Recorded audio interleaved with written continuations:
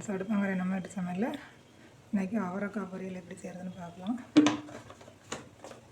முதல்ல கடாயை எடுத்து வச்சுட்டு ஆயில் சேர்த்துட்டு ஒரு அரை ஸ்பூன் அளவுக்கு உளுத்தம் பருப்பு, ஒரு 1/4 ஸ்பூன் அளவு கடுகு, 1/4 ஸ்பூன் அளவு ஜீரகம், கடுகு வெடிக்கவும் ஒரு மீடியம் சைஸ் வெங்காயம், ஒரு 3 பச்சை மிளகாய் மாதிரி கீரி போட்டுக்கோங்க, போட்டு கருவேப்பிலை,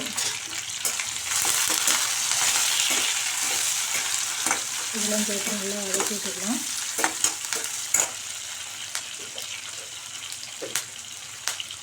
பொரியலுக்கு தேவையான உப்பு,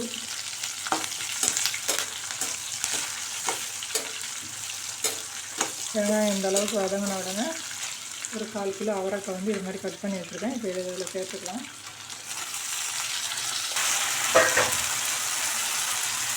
காய் வேகிறதுக்கு கொஞ்சமாக தண்ணி தெளித்து வேக வச்சுக்கலாம். அடுப்பை மீடியமில் வச்சு வேகட்டும்.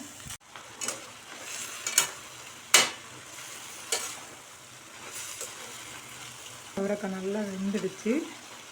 சிம்பிளாக இது மாதிரி சீக்கிரமாக செஞ்சிடலாம். இந்த அவரைக்காய் பொரியல் நல்லா டேஸ்ட்டாக இருக்கும். இப்போ நல்லா ஒரு கைப்பிடி அளவுக்கு தேங்காய் துருவல் போட்டு லைட்டாக கிளறி நம்ம அரைக்கிற வேண்டியதான்.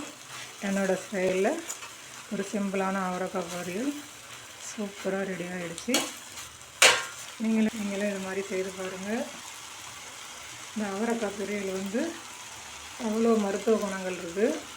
குழந்தை பெற்றவங்களுக்குலாம் முதல்ல டாக்டர் என்ன சொல்லுவாங்க, ரசம் அவரைக்காய் பொரியல் தான் கொடுக்க சொல்லுவாங்க. அதுக்கு வந்து நம்ம தேங்காய் நிறையா போடக்கூடாது. நல்லா ஒரு சின்ன வெங்காயம் போட்டு மிளகுத்தூள் போட்டு இது மாதிரி பொரியல் பண்ணணும். சூப்பராக இருக்கும் அது குழந்தை பெற்றவங்களுக்கு.